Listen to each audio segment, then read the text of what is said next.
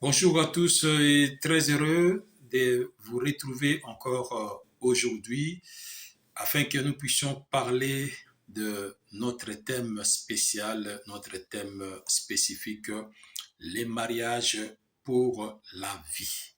Nous parlons mariage dans tous ses aspects et nous disons ceci.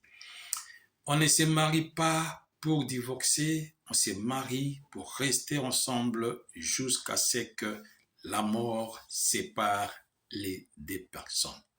Si c'est la première fois pour vous de nous suivre, n'hésitez pas à vous abonner, à liker nos vidéos, à partager pour que quelqu'un ou bien un couple qui se trouve quelque part en difficulté puisse recevoir nos conseils afin d'arranger certains problèmes qui arrivent dans ces couples-là. Alors, aujourd'hui, nous allons parler de l'origine du mariage.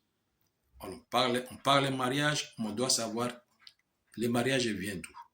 La réponse est tellement simple. Vous connaissez la réponse, moi également, j'ai la réponse.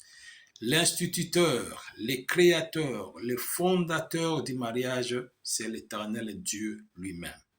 Il avait d'abord créé Adam et il a dit qu'il n'est pas bon que l'homme soit seul, raison pour laquelle il avait créé Ève. Maintenant, Dieu avait créé ces couples-là. Pour quel objectif? L'objectif principal pour lequel Dieu a créé les couples, c'est pour la reproduction. Oui, Dieu est souverain. Il pouvait de lui-même reproduire, multiplier les hommes à travers le monde. Mais il a opté pour la reproduction par les humains eux-mêmes. C'est la raison pour laquelle il a formé ces couples-là. Donc, nous disons que l'origine du mariage, l'origine du couple, c'est Dieu. Il a créé ça pour un seul objectif, de se reproduire. Maintenant, lorsque même les premiers couples étaient dans le monde, il y a eu des problèmes. Oui, les couples Adam et Ève avaient eu des problèmes. Lesquels? Je vais vous dire.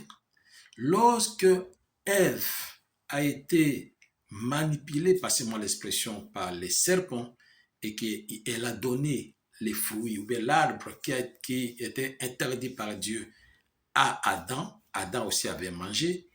Mais lorsque Dieu est venu maintenant, il n'avait pas appelé Ève, il avait appelé Adam.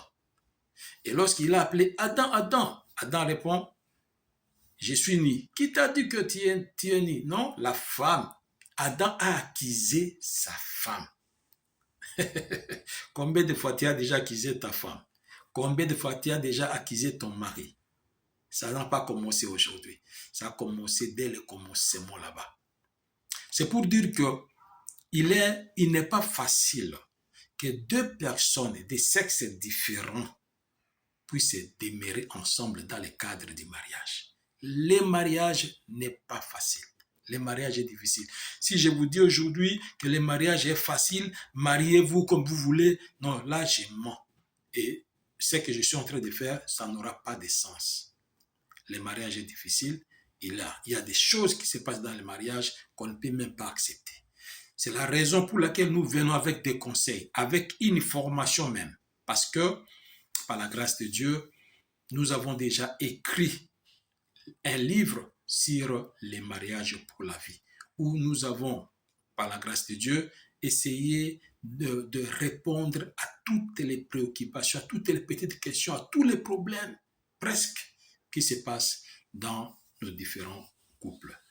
Raison pour laquelle nous vous invitons, parce que le livre n'est pas encore prêt, mais lorsque le livre sera prêt, nous allons mettre ça à votre disposition.